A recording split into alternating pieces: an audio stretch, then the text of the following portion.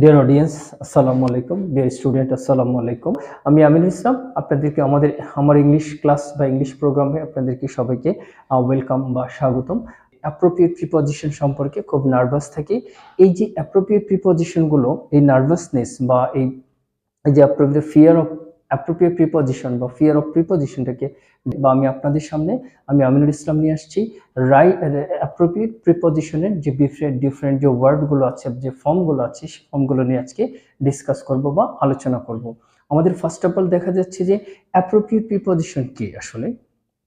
Appropriate preposition অর্থ হলো যে যৌক্তিক বা সঠিক প্রিপজিশন। আমরা যে কোনো গ্যাপ বা যে কোনো ফিল ইন দ্য ব্ল্যাঙ্কস, যে আসলে সঠিক যে কোন প্রিপজিশনটা আমরা ইউজ করব, সেই প্রিপজিশনটাকে আমাদেরকে কারেকশন হয়েছে কিনা, সেই যে প্রিপজিশনগুলো আমরা ব্যবহার করি, রাইট বা সঠিক যে প্রিপজিশনগুলো, সেটাকে অ্যাপ্রোপ্রিয়েট বা যৌক্তিক যে প্রিপজিশনগুলো ব্যবহার করে। এর ভিতরে আমি আজকে আপনাদের সামনে 5টা যে অ্যাপ্রোপ্রিয়েট প্রিপজিশন নিয়ে আজকে আমরা আলোচনা করব। ফার্স্ট অফ অল দেখা যাচ্ছে যে এক্সপার্ট ইন মানে কি? এক্সপার্ট ইন মানে দক্ষ। এক্সপার্ট ইন অর্থ কি?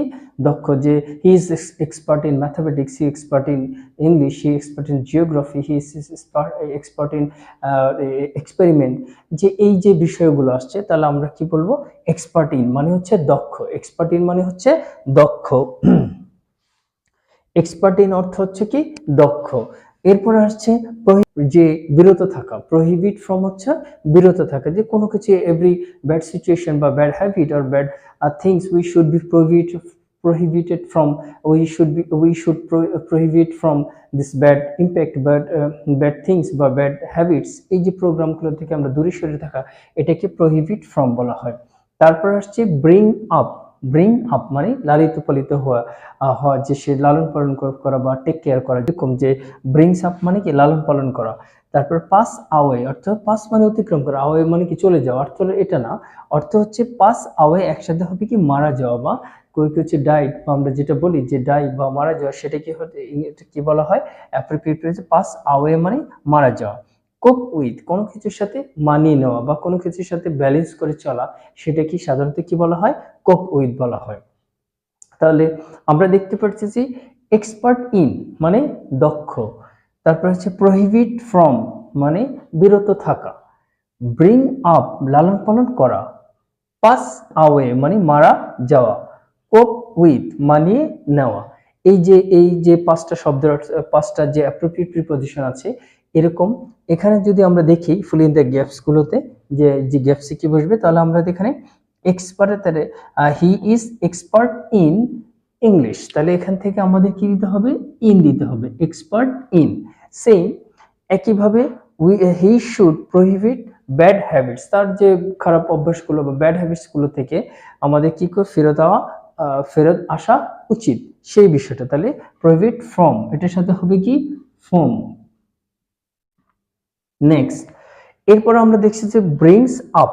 ব্রিংস এর সাথে সাধারণত আপ বসে। ব্রিংস আপ মানে লালিত পালিত হওয়া, তাহলে ব্রিংস আপ।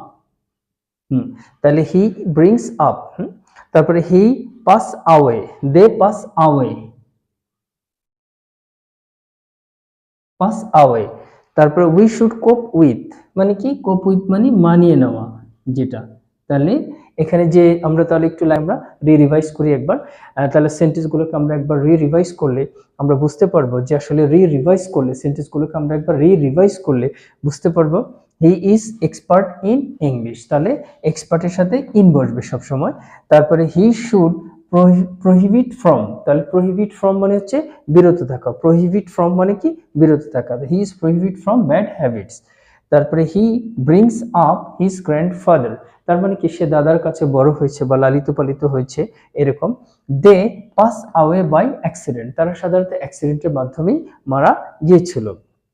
তারপরে উই শুড কোপ উইথ এভরি সিচুয়েশন, আমরা প্রত্যেকটা অবস্থার সাথে আমাদের কি করা উচিত? মানিয়ে নেওয়া উচিত, যেটা।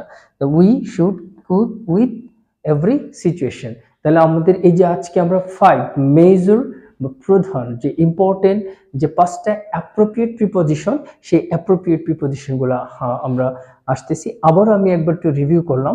এক্সপার্ট ইন দক্ষ, প্রহিবিট ফ্রম বিরত থাকা, ব্রিং আপ লালন পালন করা, পাস আওয়ে মারা যাওয়া, কোপ উইথ মানিয়ে নেওয়া। আছে আমি আপনাদেরকে প্রত্যেকটা নিউ টপিকস বা নিউ আইডিয়ার উপরে কিভাবে ইংলিশটাকে থ্রুলি স্পিকিং করা যায়, কিভাবে হ্যান্ডরাইটিংটাকে মানে এনি হাউ সিচুয়েশন বা any to control over to use with me to use this English. Thank you very much. See you again.